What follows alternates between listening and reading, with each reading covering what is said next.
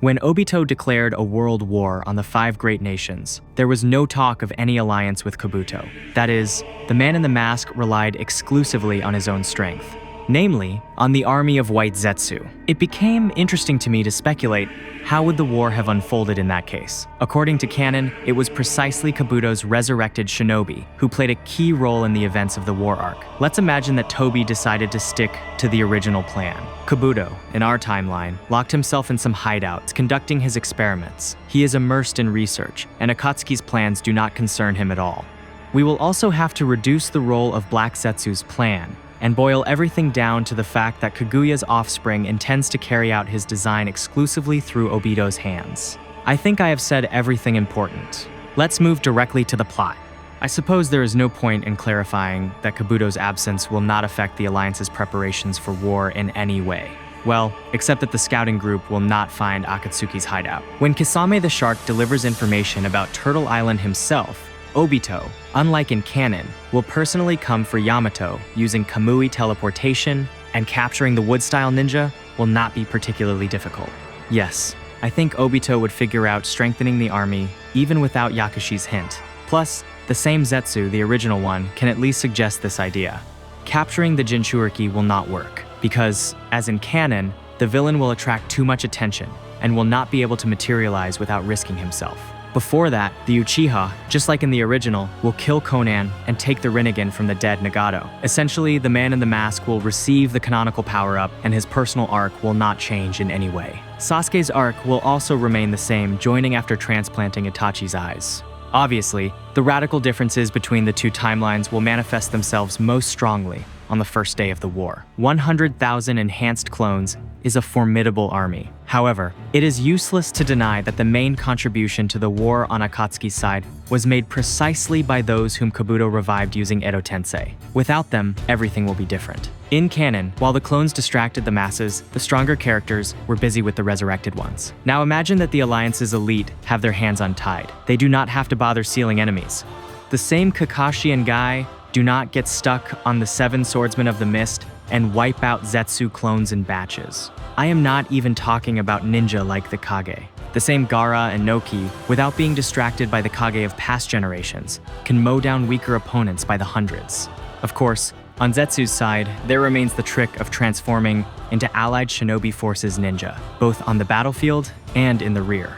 The Alliance will still suffer losses, but they will be incomparably smaller than the canonical ones. A particularly important role in the original plot was assigned to Kinkaku and Ginkaku.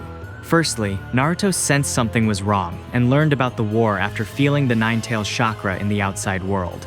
Secondly, this very chakra was ultimately needed by Obito to launch the process of reviving the Ten-Tails. As for the main character, I still believe that Uzumaki would learn about the war anyway. You can't hide an awl in a sack, and if not one thing, then another would alarm him, and the protagonist would head to the front. Obito, meanwhile, would have to capture Naruto by any means necessary, because he has no alternatives. As in canon, the Uchiha would unleash the Gedo Mazo, but not in order to distract the Alliance and take the Nine-Tails chakra, but simply to cause as much destruction as possible. After all, the Zetsu army is not coping as well as Obito expected, and therefore, he will have to bring his main trump card into play fairly quickly. There will be many killed, considering that Obito can teleport from one front line to another and summon the statues sequentially in different places. However, this will not last long. The man in the mask still needs to conserve his strength, and it is not worth provoking serious opponents like Noki. According to canon, by the end of the first day, the size of both armies was halved. I slightly adjusted these numbers. Out of 80,000 Alliance soldiers, I would have 60,000 left alive. At night, there will be even fewer of them due to sudden attacks in the rear. At the same time, the Zetsu army will lose more than half of its members. Out of 100,000, at best 30,000 will survive, a number that will be further reduced that same night by Tsunade and the Raikage, who leave headquarters to meet Naruto and Bee. By the way, about Naruto, even in canon, he passed through the army like a knife through butter. In our case, by the middle of the second day, Uzumaki's clone, with the support of the Alliance forces, will destroy the remnants of the Zetsu army, even the infiltrators in the rear. After all, our cheater knows how to distinguish shapeshifters from real people. When Naruto and Bee encounter Obito on the battlefield, the Uchiha will not have resurrected Jinchuriki, only the tailed beasts within the Gedo Mazo. Since Madara is absent, In addition to Kakashi, 5 Kage will arrive to support the protagonist. And then, if necessary, the entire alliance will join in. I understand that I underestimated the enemy. Even before meeting Uzumaki, Obito will send a White Zetsu to the hideout to summon Sasuke. But we remember how Sasuke dealt with White Zetsu and how much he actually cares about Tobi's plans. That's right, not at all. So even before sunset, the young Uchiha will arrive in Konoha.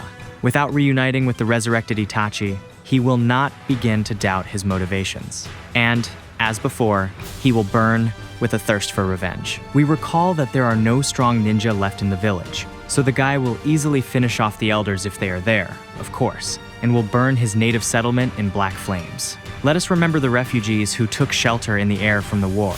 In fact, it does not seem to me that there will be many victims. Amaterasu will not spread that quickly, and he is unlikely to hunt civilians one by one and methodically exterminate them.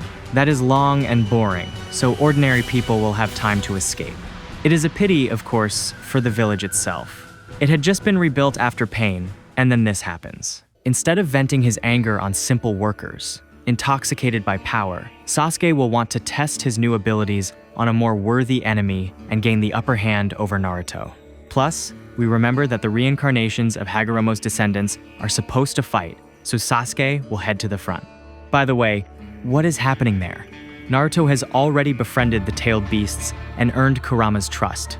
Obito's mask has shattered to pieces. He could retreat, but there's absolutely no point in that, because everything is at stake. I think no one doubts that Naruto in Kurama mode, with the support of Bee, Kakashi, Guy, Tsunade, Gaara, Noki, Mei, and if necessary, any character from the Alliance would defeat Obito, who does not even have the 10 tails at his disposal. Sasuke, who arrived late to the party, will of course be shocked, but will still challenge Naruto. Uzumaki's friends will offer help, but he will refuse, guided by the idea that this is exclusively their matter. Do not doubt that the main character would emerge victorious from this duel, but the fight will not happen anyway, because Naruto did not meet the resurrected Itachi. And that means the crow with Shisui's eye is still inside him. The illusion code Kodawama Tsukami is programmed to activate on Itachi's Sharingan, which is now with Sasuke. The older brother's plan will come to fruition, and the younger brother will receive the order to protect the hidden leaf. He will immediately abandon his intentions and go to prison, although without Naruto's protection, he might have been executed altogether. Yamato will be saved, the Alliance will disperse to their villages, and Tsunade will begin rebuilding Konoha anew. The end. If I missed some detail, add it in the comments. At the same time, it does not seem to me that any factor could significantly affect the outcome of this alternative storyline. The conclusions are as predictable as possible. Obito greatly overestimated his strength when he declared war on the entire world, and the fact that Kabuto offered him help was a huge stroke of luck. Well, rather not luck, but Black Zetsu's plan, for which he specifically led Kabuto to Madara's DNA. I assume that Yakushi would definitely show up with such a trump card to Tobi. And if there had been no plan at all, then Obito would have confidently and pompously marched on to dig his own grave.